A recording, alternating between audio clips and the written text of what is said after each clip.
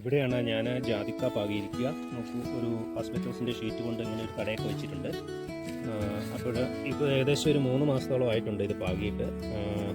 അപ്പോൾ അതിനകത്ത് 2 ഇല വന്നുകൊണ്ട് 3 ഇല 4 ഇലയൊക്കെ വന്നു തുടങ്ങി. ഈ പ്രായത്തിൽ നമുക്ക് വേറെ കവറിലേക്ക് മാറ്റാൻ പറ്റും. പൊട്ടിംഗ് മിക്സറൊക്കെ ഉണ്ടാക്കിയിട്ട് ഇതിൻ്റെ വേര് പൊട്ടാതെ പതുക്കെ പൊക്കിയെടുത്ത് ഇത് കണ്ട ഒരു കായ, ഈ കായയുടെ ഈ നടുക്ക് ഭാഗത്ത് നിന്ന് വേര് താഴേക്ക് വളരും, മുകളിലേക്ക് വരുന്നത് പൂവായിട്ട് വളരും.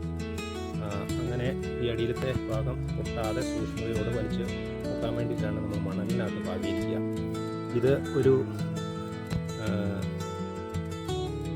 2 വർഷമൊക്കെ ആകുമ്പോഴത്തേക്കും വളർച്ച അത്യാവശ്യമാകും. അതിലേക്ക് നമുക്ക് പിന്നെ ബഡ് ചെയ്യാൻ പറ്റും.